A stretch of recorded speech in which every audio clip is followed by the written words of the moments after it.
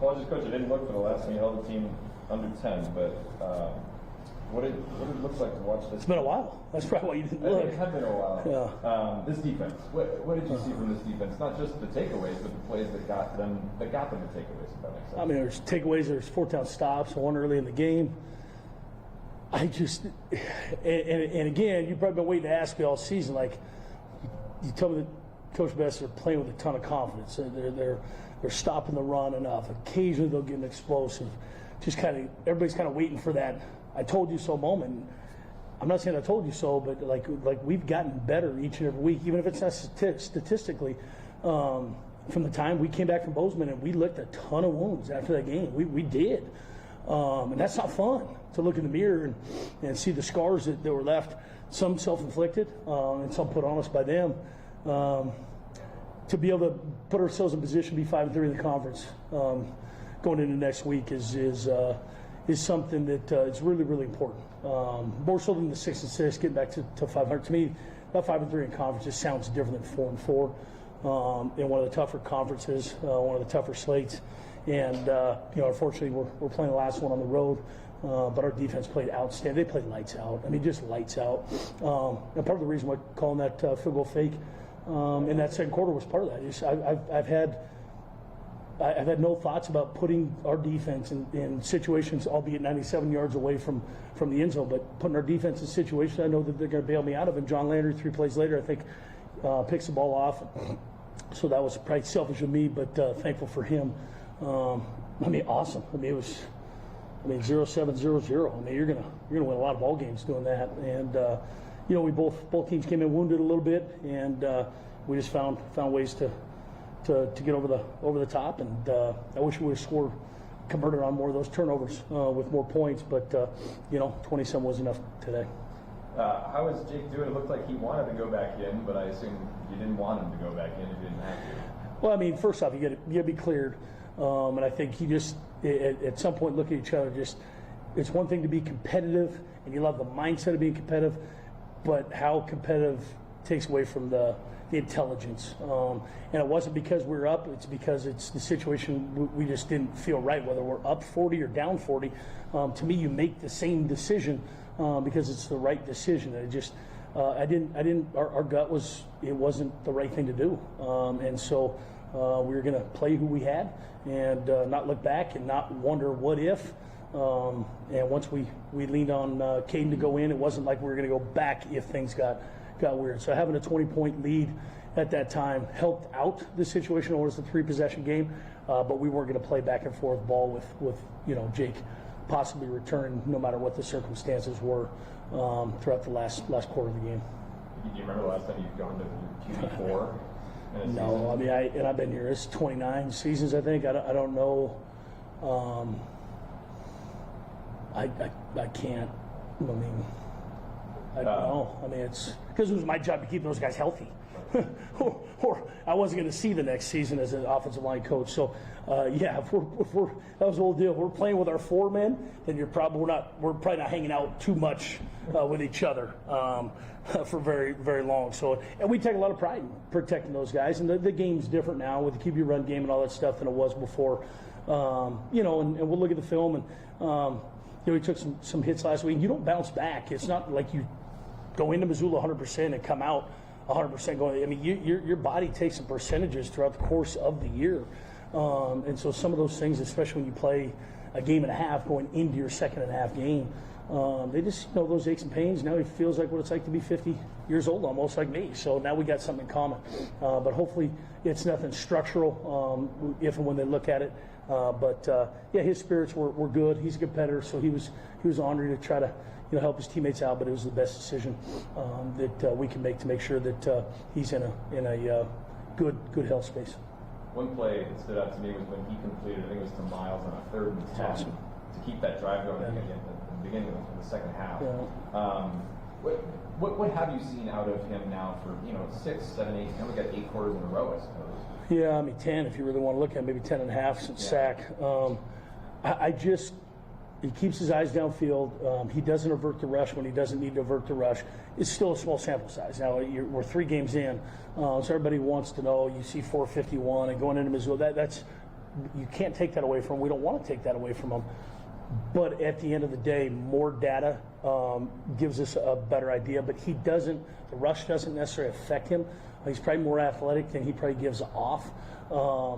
He's an unassuming person. He's an unassuming, quarterback, where he's not going to be the biggest of the bunch. His preparation is second to none. He prepares like a starter every week. He just takes the position very seriously. He takes he puts a lot on his shoulders, which can be good sometimes, and can work against you sometimes. And he'll continue to grow with more experience, and then hopefully that experience allows him an opportunity next weekend to quarterback this club. One more game to go, but to send off those seniors at home at least with a performance like that, just what does that mean to you and this whole team? I mean, it means everything to me for them. I mean, it's just especially those guys on defense that they've been asked a lot of deep questions by not only you all but myself included over the last couple of years, and I just stay in the course. Knowing that you're seeing things that maybe the outside world doesn't see, that we're going to put it together, and maybe not all the way together, but we're going to continue to strive to put it together and play complementary football. It makes it that much more sweet for them to realize, because it wasn't always this way. We've won games on defense this season. And I don't know when the last time we could say that. I mean, we've ended games, but we've won games on defense. And that's a good sign when you can win in different fashions, in different ways, especially from a group that maybe hasn't had as much success as they would have liked over the last 3 or 4 years. So just really super proud of those guys. It's fun to see the families of those kids come up and leave the red the last time they're going to play on the red with a win. That'll be a memory etched in everybody's. I mean, there's former players that texted me this morning and said, I remember my last game at Eastern. Half of our my era was at Audi, so it wasn't the red, and it wasn't even at home or on grass for that matter. It's the old school AstroTurf, and those conjure up the first game, the first start, the first play, the last game, the first playoff game. All those things, those are the first are the ones you remember, and then the last you remember. So they'll remember the last one on the red, and then sure enough, the group that goes down with us next Saturday will remember that last game of their campaign at San Luis Obispo. You probably still have turf burn scars from the old Abbey, don't you? Probably. And if there could be, if the lawsuits are still open for any payback, I don't know what the time frame is to reach back. It's just different. Yeah, it was very hard, very unforgiving. I'll just put it that way. But it was kind of our home away from home. And then Coach Ball said, enough of this home away from home stuff. Let's play at home. And so we've kind of moved everything back to Cheney, where we can dress in our own locker room. You kind of touched on this a minute ago, that you have said that growth doesn't always show up in the win column. Mm-hmm. But with this win today, you have now achieved more wins than you have each of the last 3 seasons. What does that in and of itself mean? Well, I mean, the best analogy I could probably give you is when someone grows in size, it's obvious they're growing, right? When kids, oh my gosh, I haven't seen you forever. You're so tall. You're so big. That's visual growth. I mean, and you haven't seen someone for a while. Just 2 inches seems like 2 feet. And I just think when you walk with these guys every day, when you get to coach these guys every day, some of the growth is not visual.